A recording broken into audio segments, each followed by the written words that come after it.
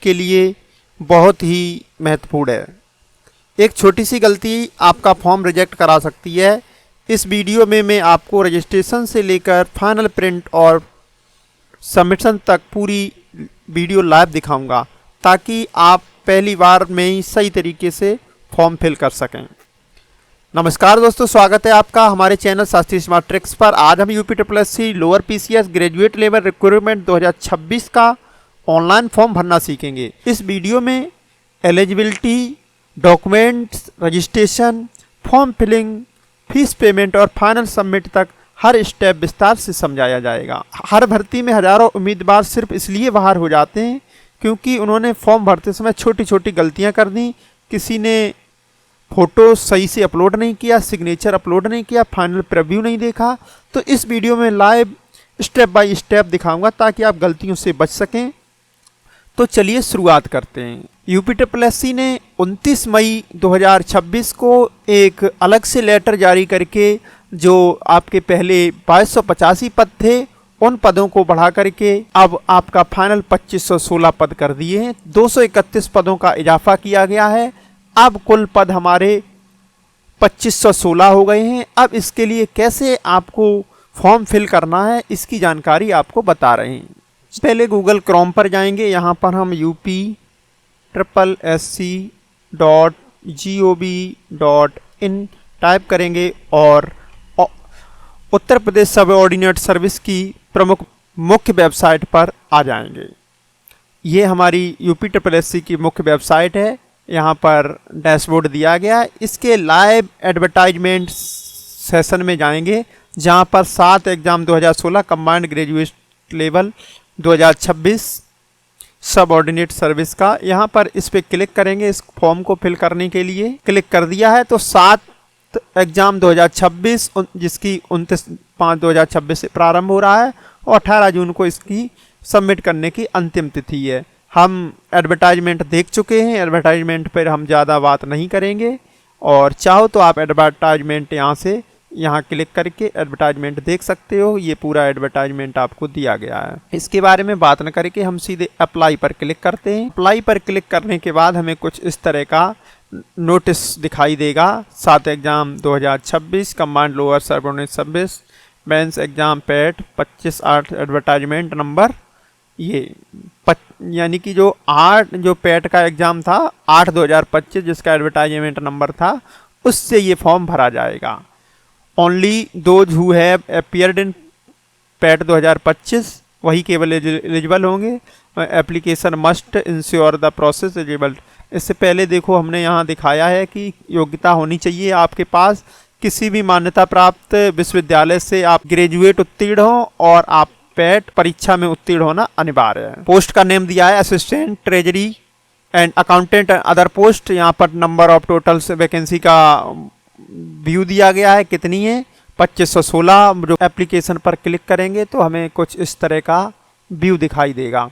यहाँ पर कृपया ध्यान दें, आवेदन प्रक्रिया को सफलतापूर्ण करने के लिए निम्नलिखित विवरण होना आपके पास अनिवार्य है। क्या क्या? Document related essential education for the post, बिल्कुल। और document related professional qualification. Credit card debit card से आप 25 रुपये पे करने के लिए आपके पास बैलेंस भी होना चाहिए। नीचे बहुत सारे ऑप्शंस दिए गए हैं जो कि दिखाया गया है। Click year to post vacancy हमें नहीं देखना है। अब आवेदक द्वारा की जाने वाली घोषणा, इस पर हम टिक कर देंगे। मैं घोषणा करता हूं आवेदन की अंतिम तिथि में सारे मानक को पूर्ण करता हूं। इस पे करने के पश्चात हम आई एग्री पर क्लिक कर देंगे। अब कुछ इस तरह का हमारा फॉर्म खुल जाएगा। इसमें हमें पैट का रजिस्ट्रेशन का नंबर डाल करके OTP सेंड कर दिया है। अब OTP फिल कर लेंगे। OTP डालने के पश्चात अब सबमिट कर देंगे। क्लिक ईयर टू प्रोसीड, यहाँ पर इस पे कन्फर्म बॉक्स पे टिक कर देंगे। अब हमारी पर्सनल जानकारी खुल करके आ जाएगी। यहाँ पर पर्सनल हमारी जानकारी खुल के आ गई है, ये सारा कुछ। अब मेन पार्ट यहाँ से प्रारंभ होता है। Are you claiming age relaxation ground the then mentioned above. क्या आपको एज रिलैक्सेशन चाहिए? आपको नहीं चाहिए। आप 40 से कम के हैं तो आपको एज रिलैक्सेशन नहीं चाहिए। आप are you scholar of Uttar Pradesh membership? No, scholarship भी नहीं है।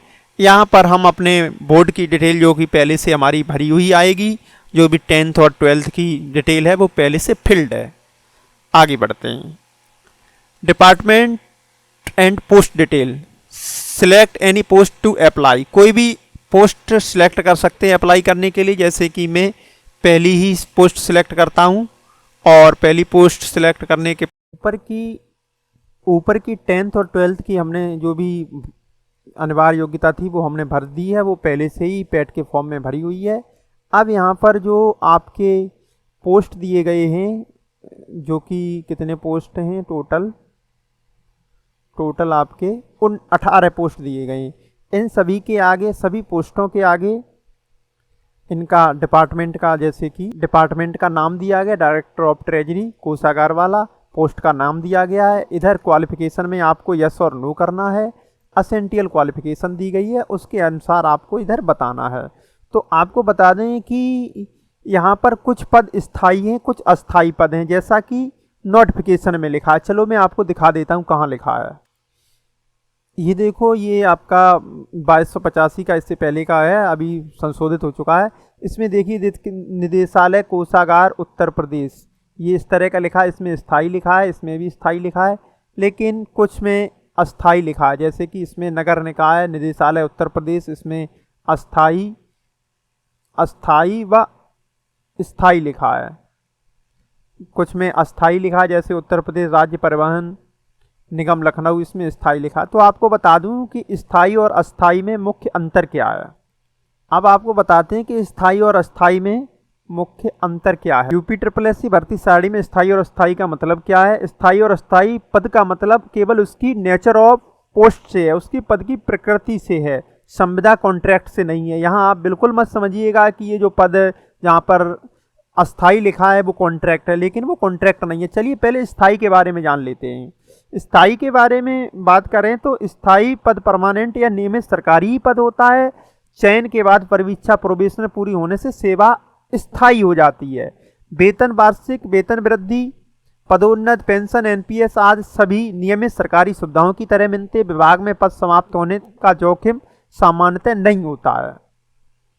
अब अस्थायी में क्या होता है, पद अभी अस्थायी रूप से सृजित होता है, सैंक्शनड होता है, यानी कि जो सरकार ने पोस्ट को सैंक्शन किया है वो अभी अस्थायी है सरकार की तरफ से। सरकार नियुक्ति सरकारी नियमों के अनुसार ही होगी, वेतन भत्ते सामान्य मिलेंगे। भविष्य में इन पदों को स्थायी भी कर सकती है, केवल अस्थायी लिखे होने से सरकारी कॉन्ट्रैक्ट नहीं बन जाते। यहाँ पर केवल अभिप्राय है अस्थायी और स्थायी का केवल पदों के सृजन से। अब हमने आपको यूपी SSS 2025 में कुल जो 2516 पद हैं उसमें अस्थायी, स्थायी और अस्थायी व स्थायी पदों का कुल उनको भी समझाया गया कि कौन से पद आपके स्थायी पद की बात करें तो अमीन, नालिम मुंशी, लिपिक, सेट अंकल, इनका जो पदों की संख्या भी दी गई है, ग्रेड पे भी दिया गया, स्थायी है। और अस्थायी पद की बात करें तो 545 कुल पद अस्थायी हैं, जैसे सहायक प्रबंधन गैर तकनीकी सहायक का एक पद है केवल, तकनीकी सहायक समूहगा 131 पद जो कि अस्थायी प्रकृति में है, कनिष्ठ सहायक 142 पद जो कि अस्थायी प्रकृति में है, कनिष्ठ अभियंता अस्थायी में है, आयुक्त सहायक समीक्षा अधिकारी चवाल वो इसके 27 पद हैं जो कि अस्थायी है। अस्थायी एवं अस्थायी के लिए 27 पद हैं जो कि अधीक्षण अधिकारी नगर निकाय 125 पद जो कि अस्थायी स्थायी दोनों में पोस्ट सैंक्शन है, सहायक चकबंदी अधिकारी जो कि स्थायी स्थायी दोनों ही रूप में सैंक्शनड है, मुख्य स्टोर कीपर। कुल पद 2516 का ये दिया गया। यहाँ पर देखो आंकड़े भी दिए गए कितने अस्थायी हैं कितने स्थायी हैं, और इधर चार्ट में भी दिखाया गया। और डिटेल में जानकारी के लिए देखो ये और हमने बनाया है स्थायी पदों की सूची जो कि इधर में दी गई है, जिसमें 12 पद स्थायी पदों की सूची में है, इन्हें आप देख लीजिएगा। अस्थायी पदों की सूची में 8 पद दिए गए हैं, अस्थायी व स्थायी दोनों की सूची में आपके 6 पद दिए गए। इधर पदों का विवरण दिया गया। स्थायी 1944 हैं, अस्थायी 545 हैं, स्थायी अस्थायी पद 27 हैं, कुल पद 2516 हैं। ये था स्थायी और अस्थायी का। और अब देख लेते हैं फॉर्म फिल करने के लिए तकनीकी। आपको हमने अस्थायी और अस्थायी में बता दिया कि अब प्रश्न आता है कि आप सभी में अप्लाई कर सकते हैं। बिल्कुल, यदि आप सभी की पात्रता रखते हैं तो सभी में कर सकते हैं, और सभी की यदि पात्रता नहीं रखते हैं तो सभी में नहीं कर सकते हैं। और जैसे कि पहला ही है director of treasury Uttar Pradesh, इसमें आपका इसी में जैसे आप अप्लाई करना चाहते हैं, यहाँ पर आपके पद के लिए क्वालिफिकेशन दी गई है कि भारत में विधि द्वारा स्थापित किसी विश्वविद्यालय से स्नातक उपाधि अथवा सरकार द्वारा समकक्ष मान्यता प्राप्त कोई अर्हता अवश्य होनी चाहिए। यानी यहाँ पर ग्रेजुएशन, तो आप ग्रेजुएशन के लिए यस कर देंगे। लेकिन इससे पहले हम देख लेते हैं एडवर्टाइजमेंट में क्या दिया है। ये हमारा एडवर्टाइजमेंट है, इसमें अनिवार्य शैक्षिक अर्हता दी गई है। तो निदेशालय कोषागार उत्तर प्रदेश सहायक कोषागार लेखाकार पद के लिए क्या दिया गया है। उत्तर प्रदेश कोषागार लेखा अराजपत्रित सेवा नियमावली 2019 के भाग 4 नियमानुसार 8 सेवा में सहायक कोषागार के पद पर सीधी भर्ती में विधि द्वारा स्थापित किसी विद्यालय से स्नातक उपाधि अथवा सरकार द्वारा समकक्ष मान्यता प्राप्त कोई आवश्यक अर्हता होनी चाहिए। अनिवार्य अर्हता आपके पास अवश्य होनी चाहिए। तो अनिवार्य अर्हता में निदेशालय कोषागार उत्तर प्रदेश के सहायक कोषागार लेखाकार के लिए आपको ग्रेजुएशन चाहिए, जैसे कि इधर में यहाँ पर दिखाया गया है। अब बात करते हैं कि अधिमानी अर्हता। अधिमानी अर्हता, इस पर अधिमान दिया जाएगा, आपको प्रेफरेंस दिया जाएगा। ये क्या होना चाहिए, उत्तर प्रदेश कोषागार लेखा सेवा नियमन के अनुसार अन्य बातों के समान होने पर भर्ती के मामले ऐसे अभ्यर्थी को अधिमान दिया जाएगा जिसने, यानी कि आपके मार्क्स सेम हो रहे हैं। और तब क्या होगा, प्रादेशिक सेना में न्यूनतम 2 वर्ष सेवा की हो, इसका प्रमाण पत्र हो तो आपको प्रेफरेंस दिया जाएगा, या एनसीसी प्रमाण पत्र हो। तो ये अधिमानी योग्यता ये आपके पास हो तो अच्छी बात है, नहीं है तो कोई बात नहीं। तो चलिए इधर विंडो पर जाते हैं। तो हमारे पास के अभी स्नातक है, इस पद के लिए बोर्ड का नाम लिख देंगे। आपने ग्रेजुएशन किस बोर्ड से किया है, किस ईयर किया है, उसको लिख देंगे, और कितना ग्रेडिंग सिस्टम क्या है वो सब लिख देंगे। तो चलिए हम अपना भर लेते हैं डिटेल। तो इस पद के लिए हमने अपनी जो अनिवार्य योग्यता थी वो हमने भर ली है। और अब देखते हैं कि अगर हम दूसरे पद पर अप्लाई करते हैं, तो अब हम देखते हैं कि यदि हम दूसरे पद पर अप्लाई करते हैं पोस्ट नंबर 2 पर, तो उसको देखते हैं। अब पोस्ट नंबर 2 पर भी हम अप्लाई कर सकते हैं, क्योंकि हमारे पास ग्रेजुएशन है। तो इसमें केवल ग्रेजुएशन ही मांगा गया है, इसमें केवल ग्रेजुएशन ही मांगा गया है। और अगर बात करें तो हम पोस्ट नंबर 3 पे भी अप्लाई कर सकते हैं, क्योंकि हमारे पास केवल ग्रेजुएशन है। पोस्ट नंबर 4 पर अप्लाई करने के लिए भी केवल ग्रेजुएशन मांगा गया, लेकिन इस पोस्ट पर अप्लाई करने के लिए 4 का ये पार्ट है मंडी परिषद ग्रेड 2। इसके लिए आपको अभ्यर्थी कम से कम अनुसूचित जाति के लिए क्या मांगा गया, अभ्यर्थी के पास इंटरमीडिएट में कम से कम 50% अंक होने चाहिए, और अन्य पिछड़ा वर्ग के इंटरमीडिएट कम से कम 45% यानी यदि आप 12th में 50% अंक हैं आपके पास, तो ही इस पोस्ट को अप्लाई कर सकते हैं। और सामान्य अभ्यर्थियों के लिए 50% अंकों के साथ में मान्यता प्राप्त विश्वविद्यालय कम से कम 50% अंकों के साथ स्नातक उपाधि तथा अनुसूचित जाति के लिए पिछड़ा वर्ग के लिए किसी मान्यता प्राप्त विश्वविद्यालय से कम 45 अंकों के साथ उपाधि होनी चाहिए। 12th में 50% अंक होने चाहिए, और किसी भी आपने जो ग्रेजुएशन करा है उसमें भी 50% अंक होने चाहिए। यदि आपको हैं, आपके पास हैं, तो इस पद पर आप इसको फिल करके आप ग्रेडिंग सिस्टम है, जो भी सिस्टम है आप चूज करके यहाँ टिक करके अप्लाई। और इसी तरह से ये भी है देवनागरी। अगर आप Uttar Pradesh state board transport corporation Lucknow में यदि आप इसके लिए अगर आपके पास देवनागरी का साधक ज्ञान अपेक्षित है, अगर आपको हिंदी भाषा टाइपिंग ज्ञान है, तो आप इस पोस्ट के लिए अप्लाई कर सकते हैं। यहाँ पर ग्रेजुएशन का डिटेल फिल करना है, और यहाँ पर आप टाइपिंग यदि आपको आती है तो यस कर देंगे, अगर नहीं आती है तो नो कर देंगे। अगली पोस्ट है directorate of family welfare Uttar Pradesh Lucknow. Post का नाम है जिला सहायक प्रशिक्षण अधिकारी। इसमें आपको इंटरमीडिएट परीक्षा विषय गणित तथा विज्ञान के साथ में उत्तीर्ण होना चाहिए, और किसी मान्यता प्राप्त विश्वविद्यालय से स्नातक की। यदि आपके पास ये योग्यताएं हैं तो इसको भी भर सकते हैं आप। पोस्ट नंबर 9 की बात करें स्वागती, इसके लिए भी विश्वविद्यालय यानी ग्रेजुएशन होना चाहिए, और हिंदी और अंग्रेजी पढ़ने लिखने वार्तालाप की पूरी योग्यता होनी चाहिए। इसके साथ इंटरमीडिएट परीक्षा में हिंदी अनिवार्य विषय होना चाहिए। अगर आपके पास है तो आप इस पद को भर सकते हैं, हमारे पास है तो हम इसको भर देंगे। पोस्ट नंबर 10 है सहायक भंडार अधीक्षक, ये डिपार्टमेंट दिया गया। इसके लिए केवल आपको मान्यता प्राप्त विश्वविद्यालय से आपके पास ग्रेजुएशन है तो इसको आप फिल कर सकते हैं। Uttar Pradesh housing and development में स्वागती अधिकारी के पास केवल आपसे स्नातक होना चाहिए द्वितीय श्रेणी में, यानी कि कम से कम 45% से अधिक मार्क्स होने चाहिए आपके पास में। नेक्स्ट है इंस्पेक्टर वक्फ इंस्पेक्टर, इसमें भी आपको केवल ग्रेजुएशन चाहिए। इसमें आप फिल करके इन पे टिक लगाते जाएंगे कौन जो आपको भरना है उसका। नेक्स्ट है जिला मद्य निषेध एवं समाजोत्थान अधिकारी, भारत में विद्यालय विश्वविद्यालय से मान्यता प्राप्त उसके समकक्ष। इसमें भी ग्रेजुएशन ही चाहिए आपको। इसमें ग्रेजुएशन से आप केवल ग्रेजुएशन चाहिए और ग्रेजुएशन से आप इसको भर सकते हैं। अगली इसी डिपार्टमेंट में पोस्ट है जिला मद्य निषेध समायोजन अधिकारी। यदि इसमें भी सेम क्वालिफिकेशन चाहिए होगी। अगली पोस्ट आपको बताते हैं अपर वर्ग सहायक। इसमें केवल ग्रेजुएशन भर देंगे तो ग्रेजुएशन से भी आपको ये ले लेगा और ग्रेजुएशन योग्यता पे भी इसमें आप फिल कर सकते हैं।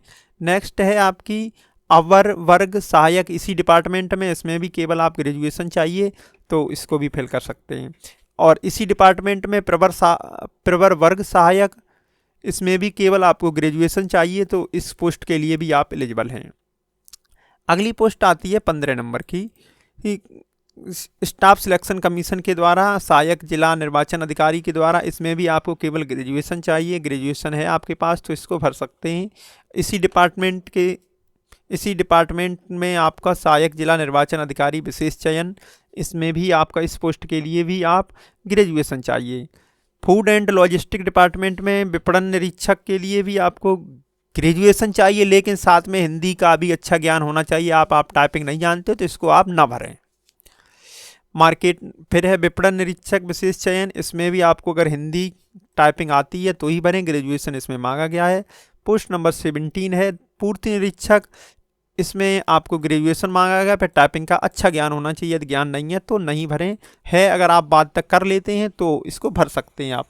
नेक्स्ट पोस्ट में भी इसमें देवनागरी लिपि यानी हिंदी टाइपिंग का ज्ञान होना चाहिए। 18वीं पोस्ट है, इसमें देखिएगा प्रबंधक जेल डिपो, इसमें आपको ग्रेजुएशन होनी चाहिए। और सरकार या फर्म द्वारा किसी भी स्वतंत्र प्रभार के रूप विक्रय का कम से कम 5 वर्ष का अनुभव होना चाहिए और हिंदी का कार्य साधक ज्ञान होना चाहिए। तो ये था आपका पोस्ट प्रेफरेंस, इसको भर सकते हो। आपके पास जो भी क्वालिफिकेशंस हैं उसके अनुसार इनको भर लीजिए। अब आगे देखते हैं, इसके आगे भरने के पश्चात में इस फॉर्म को बहुत ही केयरफुली भरें। फिर इसके बाद में नेक्स्ट ऑप्शन क्या आता है। देने वाली बात यह है कि जो सीरियल नंबर 17 में जो सप्लाई इंस्पेक्टर की पोस्ट है, इसमें दिया गया है कि उसे देवनागरी लिपि में हिंदी का अच्छा ज्ञान होना चाहिए। यहाँ कंप्यूटर ज्ञान से मतलब नहीं है। चलो मैं आपको एक अच्छा सा इसके माध्यम से जाना, उसे देवनागरी लिपि में हिंदी का अच्छा ज्ञान होना चाहिए। इसका क्या अभिप्राय है? इसका अर्थ है कि उसको हिंदी देवनागरी लिपि में लिखा हुआ पढ़ने समझने और लिखने का प्रयोग का अच्छा ज्ञान होना चाहिए। यहाँ बिल्कुल भी नहीं कहा गया है कि आपको इसके कंप्यूटर में टाइपिंग आनी चाहिए, ऐसा बिल्कुल नहीं है। देवनागरी लिखी हिंदी समझ पढ़ सके, सही शुद्ध रूप से लिख सके, हिंदी भाषा का बर्तनी इत्यादि का सही चयन कर सके, देवनागरी लिखे आदेश को पढ़ सके, समझ सके, उसको नोट कर सके और जिसको पढ़ने में कोई कठिनाई न हो, इस तरह का यहाँ पर दिया गया है। तो हमने अपनी योग्यता के अनुसार ये फॉर्म फिल कर लिया है और जिसको मैं आपको दिखे नहीं, प्राइवेसी के लिए इसको ब्लर कर रहा हूँ। तो ये सारे हमने भर लिए हैं, आप देख सकते हैं। धीरे धीरे करके हमने लगभग सभी पोस्टों पे अप्लाई किया है। और इसको अप्लाई करने के पश्चात हम क्या ये वेरिफिकेशन कोड डालेंगे और वेरिफिकेशन कोड डालने के बाद यहाँ से इसको सबमिट कर देंगे। अब ये कह रहा है कि प्लीज़ कन्फर्म और रजिस्ट्रेशन, कन्फर्म पे क्लिक कर देंगे और इस तरह से आपको भरा हुआ प्रतीत होगा जिसे हम कुछ ब्लर कर रहे हैं। इस तरह से आपको जो भी पोस्ट हैं वो इधर में शो हो जाएंगी। और इतना बड़ा फॉर्म है, आपको बहुत सावधान, ठीक है। यहाँ पर अपलोड सिग्नेचर और उस पर जाएंगे और सिग्नेचर अपलोड का प्रोसेस हमारे पास खुल चुका है। जैसे कोई पैट में आपने जो लगा रखा था उसी को कंटिन्यू कर देंगे, उसी को कंटिन्यू करते हुए हम आगे बढ़ेंगे। आपको अलग से सिग्नेचर अपलोड करने की व्यवस्था नहीं है। यहाँ पर आपका प्रीव्यू खुल जाएगा और प्रीव्यू, हमारा जो प्रीव्यू खुल चुका है इसमें एज मैंडेटरी के लिए सर्टिफिकेट और मैट्रिकुलेशन अपडेट करना है, डोमिसाइल अपलोड करना है, कास्ट अपडेट करना है। तो चलिए हम एक एक करके भर लेते हैं। अब जैसे कि यूपी हाई स्कूल की डिटेल भरना है तो हाई स्कूल की डिटेल में इशूइंग अथॉरिटी है यूपी बोर्ड, हमारा यूपी बोर्ड है। और इस कब जारी हुआ है, इशूइंग डेट भर लेंगे। इस कैलेंडर से ही चूज करनी पड़ेगी, जैसे कि 2011 सपोर्ट दैश 6, इसको भी अपडेट कर। आप देख सकते हैं कि हमने डोमिसाइल डिटेल भर दी है। और अब कास्ट सर्टिफिकेट अपडेट करेंगे तो कास्ट सर्टिफिकेट में तहसीलदार और जो कि इसमें कब जारी करा है इसमें उन्होंने जो भी इसकी डेट चूज कर लेंगे और यहाँ पर इसका सर्टिफिकेट नंबर डाल लेंगे। ये हमने अपडेट कर लिया। अब इसको भी अपडेट कर देंगे। तो आप देख सकते हैं इसमें हमने अपना सर्टिफिकेट डॉक्यूमेंट डिटेल अपलोड कर दी है। यहाँ पर अपडेटेड का ऑप्शन आ रहा है। अब इसके आगे नीचे फॉर्म में जाएंगे और नीचे जाने के पश्चात सबमिट करेंगे। अभी देखिए अब यहाँ पर पोस्ट प्रेफरेंस आ गया। पोस्ट प्रेफरेंस है, पोस्ट प्रेफरेंस आपको चूज करना है। तो सबसे पहले कौन सी पोस्ट प्रेफरेंस, अब यहाँ पर हम पोस्ट प्रेफरेंस चुन रहे हैं। इन पोस्ट प्रेफरेंस को किस तरह से चुनना है, आपको पहली कौन सी पोस्ट को रखना है, इसके लिए देखो हमने यहाँ पर पोस्ट प्रेफरेंस कौन से बेहतर विभाग और सैलरी अधिक है उसके अनुसार हमने एक लिस्ट बना दी है। पहला ही विभाग हम वित्त विभाग लिया है हमने और पदनाम लिया असिस्टेंट ट्रेजरी अकाउंटेंट। तो पहला इसको ही हम दे दे रहे हैं, तो इसको हम यहाँ पे टिक कर देंगे फर्स्ट प्रेफरेंस पे। तो इसने देखो हमें इस तरह से इधर में आ गया है। और दूसरा डिपार्टमेंट देखते हैं, हमने ऑडिटर का लिया है, ऑडिटर सहकारिता विभाग कोऑपरेटिव साइंटिस्ट का। तो हम इसको ऑडिटर को दूसरा ऑप्शन हम ये दे रहे हैं, हमने दूसरा विकल्प चुन लिया। तीसरा हम बात करें असिस्टेंट मैनेजर पे, तीसरा कर हम पोस्ट प्रेफरेंस भर रहे हैं असिस्टेंट मैनेजर। ये हम पहले 3 अच्छे डिपार्टमेंट दे दें। चौथा दिया है एग्जीक्यूटिव ऑफिसर। तो देखते हैं एग्जीक्यूटिव ऑफिसर किधर है। एग्जीक्यूटिव ऑफिसर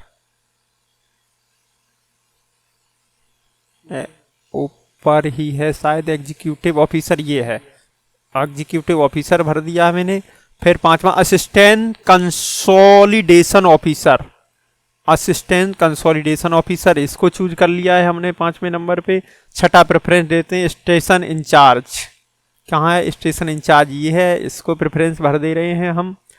और 7वां है डिस्ट्रिक्ट असिस्टेंट इम्यूनिनेशन ऑफिसर, इसको भर दे रहे हैं हम 7वीं प्रेफरेंस।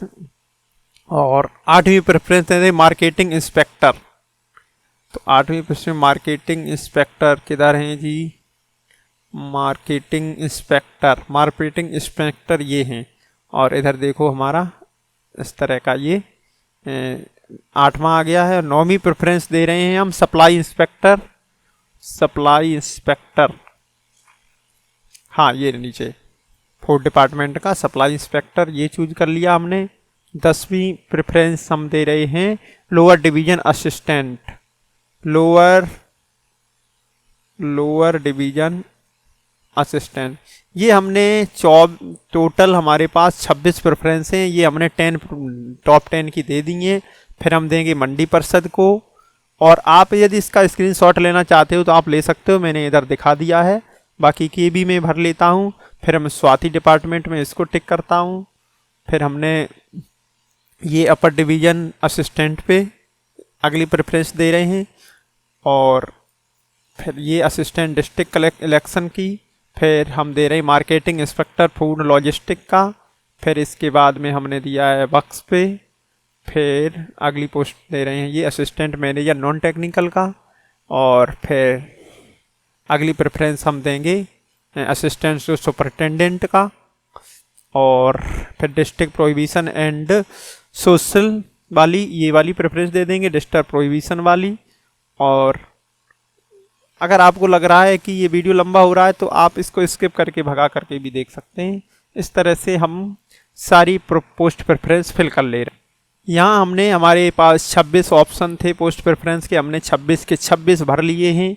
अब आगे बढ़ते हैं। अब आगे क्या आएगा, अब आगे हमने जैसे ही क्लिक किया है तो पेज पे कुछ इस तरह से आ रहा है कि serve the territory army of minimum period of 3 महीने। क्या आपने सेना में 3 वर्ष काम किया है, तो अगर करा है तो आप यस कर सकते हैं, हमने नहीं किया है तो नो कर देंगे।